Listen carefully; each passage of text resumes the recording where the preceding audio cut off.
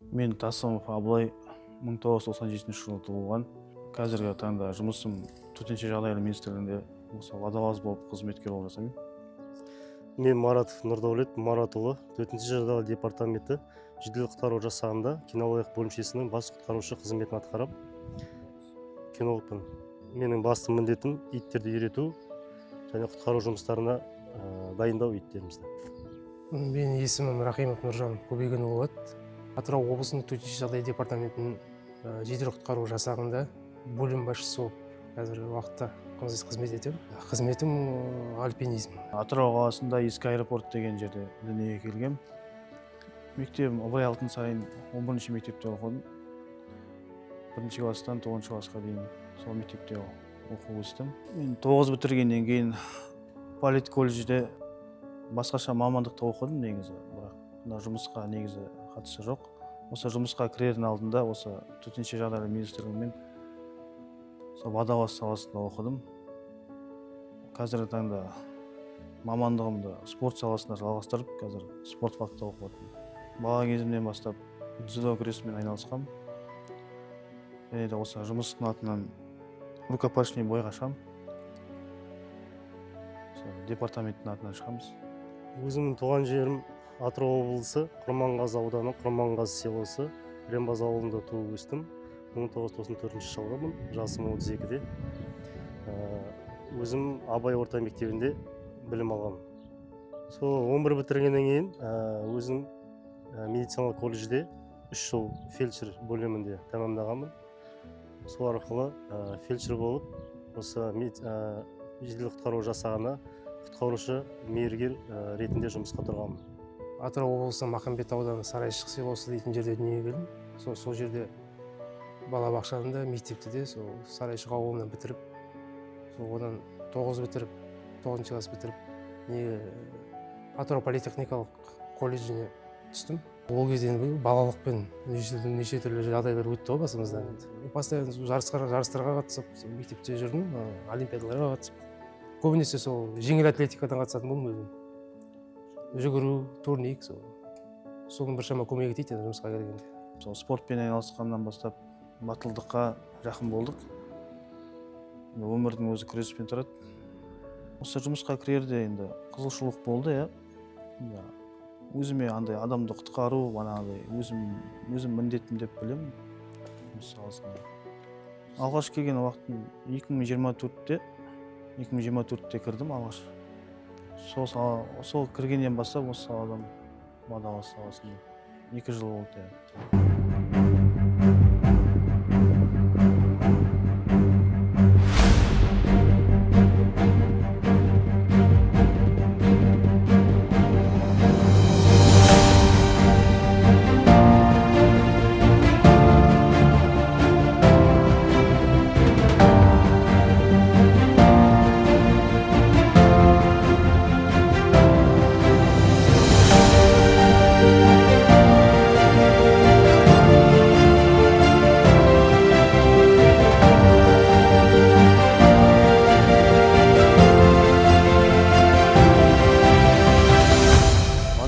Өзіме енді қызықты болды бір жағынан енді кішкентай кезімізден бастап суға түсіп, жүзіп, адамдарды құтқару сондай өзіме қызықты болды. Сол сияқты водолаз саласын таңдадым деп ойлаймын. Қызық, ең бірінші келгенде бір жағынан ешкім танымайсың, бір жағынан бұл жұмысқа кірерде енді психологически дайындықпен келдік. Сондықтан ондай қатты аса қиыншылық болған жоқ. Жақсы сіңісіп кеттік. Жақсы араласып кеттік. Құтқарушы мергер болып 3 жыл көлемінде жұмыс жасадым және ары қарай өзімнің иттерге деген қызығушылығым артып, ұнап, сол бойынша 3 жылдан кейін осы кинологиялық бөлімшесіне бас құтқарушы кинолог болып ауысып кеттім. Бала кезімде әскери қызметі болу, халыққа қызмет көрсету армандадым. Сол арманымға жеттім деп ойлаймын. Дайындық курсы осы Атырау облысында оқыдым. Ішкі істер министрлігінде бізде бар, сол 3 айлық курсын оқып бітірдім. Қолыма сертификат қағазын берді, кинолог деген сол бойынша жұмыс жасап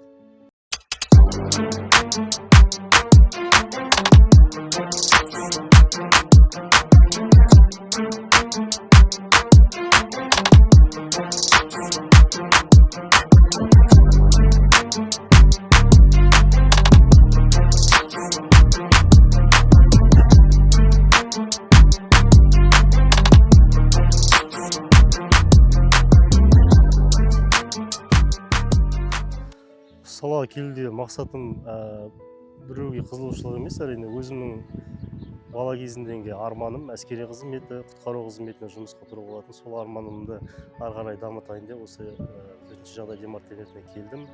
Басты мақсатым халыққа қызмет ету және құтқару жұмыстарына белсене араласу. Жалпы жұмыс өтілім 8 жыл, 2018 жылы жұмысқа тұрдым. Бағана айтып кеткендей 3 жыл мергер, құтқарушы мергер қызметін атқардым. Қалған 5 жылымды осы кинологиялық бөлімшесінің бас құтқарушы міндетін атқарудамын. Ең алғашқы келген кезім есімде, ол кезде енді жұмысқа бірінші тұруым қобалжу болды, қорқу болды. Сол кезде өзімнің әріптестерімнің кәсібилігімен, психолог тұрғыда көмектесуімен ары қарай өз-өзімді кәсіби тұрғыда дамып кеттім. Кинология бөлімшесіне ауысқан себебім иттер мен адамның арасындағы байланыс өте жоғары деңгейде. Ит сенің білмейтін нәрсеңді білуі мүмкін, сенің ішкі түйсігіңді білуі мүмкін, және үйрету арқылы сен өзіңді бағана айтқандай құтқару қызметіне деген бала кездегі арманымды бұл жалғастыруда. Бала кезімде енді армандар көп болды енді. Оның ішінде сол КамАЗ айдауды армандайтын едім, сол ең бірінші. Одан кейін енді өсе келе құтқарушыларды көріп жүрдік былай енді. Оқып жүрген кездерде үйлерге шығып жатады, сол кезде қызығатын қандай жұмыс екен. Енді бұл салада осы жұмыс жасап жатқаныма 14 жыл уақыт болды. 2012-де жұмысқа кіргенде мен сразу сүңгуір жұмысына орналастым, мамандығын, сүңгуір мамандығы. Сол басында сол сүңгуір болып жүрдім. Сол 2017-лерден бастап бізде Алматыда Каспас дейтін жарыс болады жыл сайын.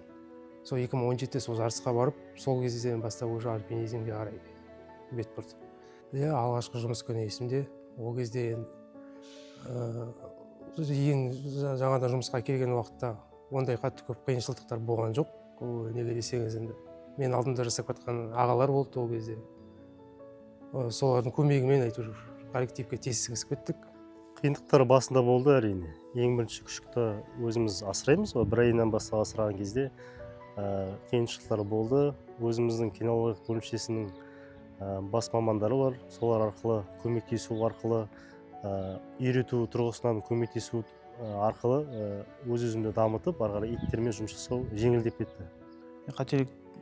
Қателіктер көп болады ғой, енді өзің бірінші техника безопасность сақтау керек. Суға түскенде психологически дайын болып, паника етпеу керек. Судың астында енді білмейсің, көзге көрінбейді, қараңғы. Неше түрлі заттар болады астында. Маған альпинист болу дейтін өте ауыр болды басында. Негізі мен биіктен қорқатын адаммын негізі. Сол басында тауға шығып, екі аяқ дірілдеп әйтеуір. Өйтіп сол жерде үйреніп кеттік. Есімде қалғаны сол жаңа Алматыға жарысқа барғанда ең бірінші тауға шыққаным сол.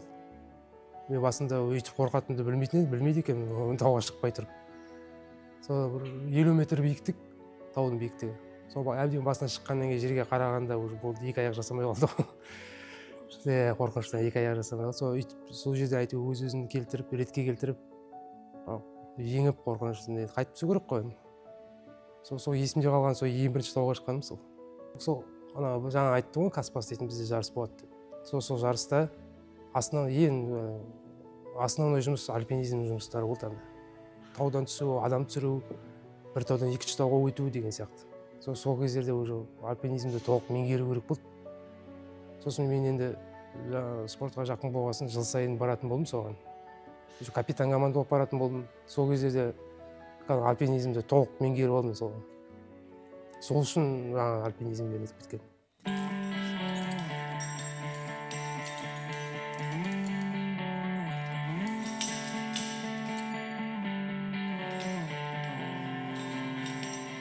Жалпы енді альпинизмде ең басты керек құралдар осы мен үстінде тұрған құралдар. Страховочная система деп айтылады. Жаңа оның екі усыйы бар. Жаңа айтып өттім ғой, жоғарыда биіктікте өз-өзін қауіпсіздікті қамтамасыз ету үшін осының біреуін алып тақып тастаймыз. Құлап кеткен жағдайда ұстап қалады. Мына сол үшін арналған. Енді былай жалпы құралдарға келетін болсақ, бізге ең керегі мына альпинистке жіп. 50 метрлік жібіміз бар. Карабин деп айтылады, автоматический. О, каждый альпинистте жоқ дегенде бесеу болу керек. Кішкене жаңа жоғарыға көтерілу үшін жомар дейтін құрылғы. Бұл жіппен жоғарыға көтерілу үшін арналған. Құтқарушының өзі көтерілу үшін. Ну, спусковой восьмерка. Бұл құралмен төменге түсуге арналған. Ұзын жең болу керек киімдері. Каска обязательно.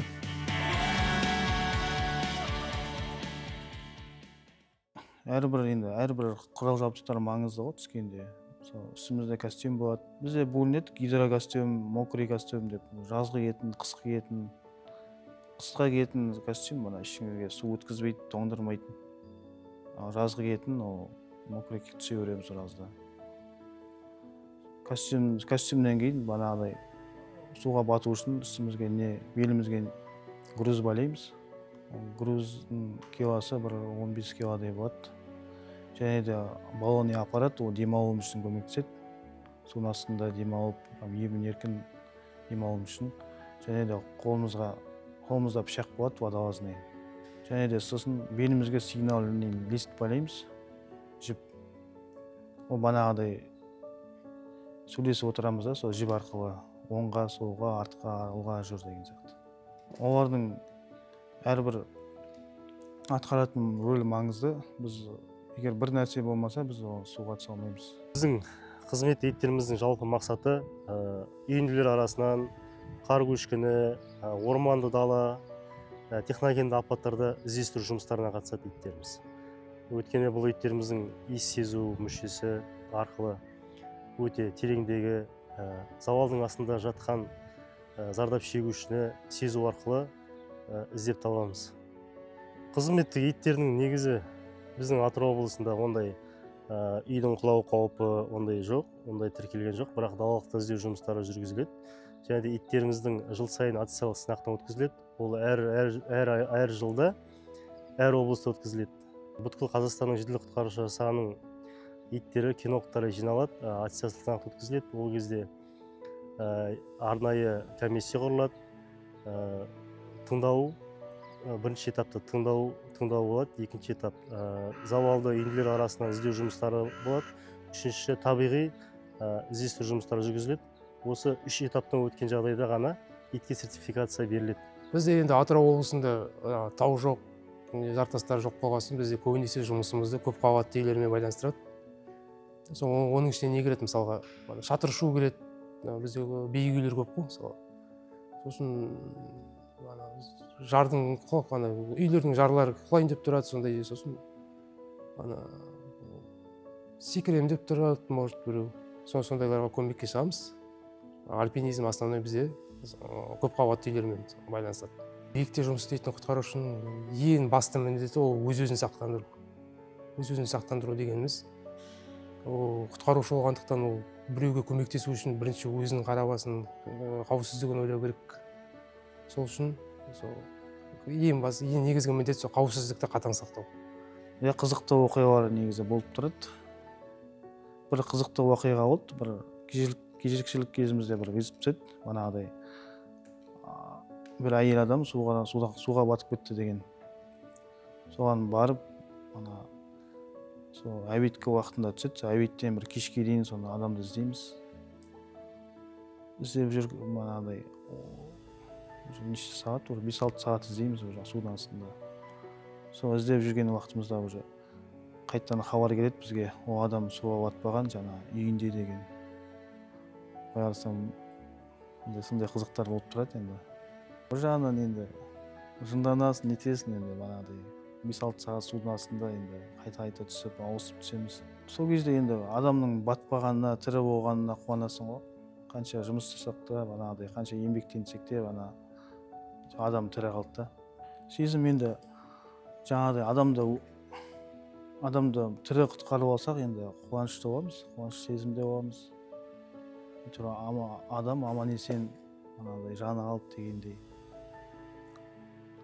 Ал енді бағанағыдай өлі табылса енді труп дейміз ғой, мысалы трупын алып шықсақ енді кішкене қиынырақ болады енді басында. Артынан уже көріп үйреніп кетесің ондайға да.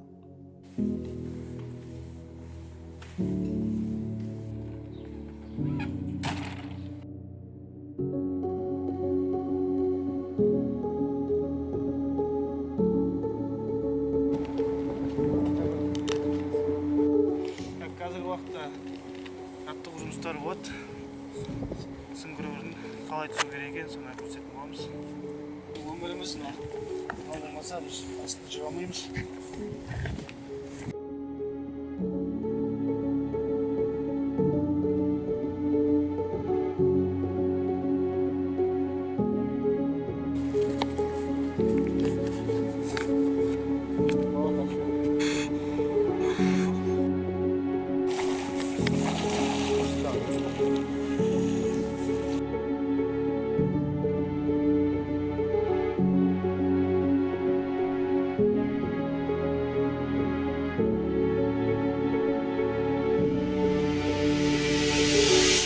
Есімде қалғаны бір 2018 жылы мына Привокзальный мөлтек ауданында 4-ші этаж, по-моему, жоқ 5-ші этаждың балконнан секіріп бір бала.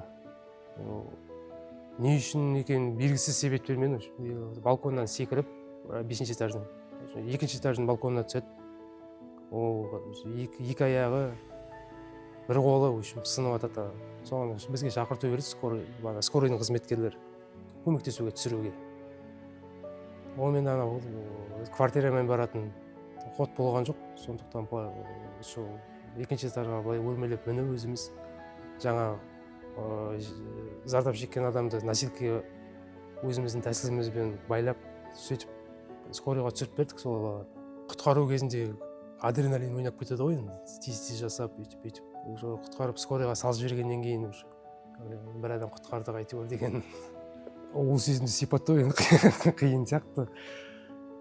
Бір еркіндік па, звездовой кішкене звездовой етіп кетесің деген сияқты. Үйге таңертең смене шығып, үйге барғанда кішкене шалқайып барасың деген сияқты. Ондай сезімдер болады енді әрқайсымызда да. Үйден шығып кету, ес-түссіз жоғалып кету деген сияқты бізде фактілер кездесіп тұрады. Әрине ондай кездер біздер шығамыз іздестіру жұмыстарына. Біздер көбіне далалықты іздеуге кетеміз. Өзінің шекараны белгілеп аламыз. Қамыстың арасы қай бағытта кетуі мүмкін. Адамның көзіне көрінбейтін жерлер, қамыстың арасы, теректің арасы. Сондай жағдайда әртүрлі қиыншылықтар болады. Енді қамыстың арасында неше түрлі аңдар бар, жыртқыш аңдар бар. Сондай кезде қорқыныш болады. Иттерімізді жіберіп қоюда да шамалы сескенеміз, бірақ сонда да қарап жүруге бәрін тырысамыз.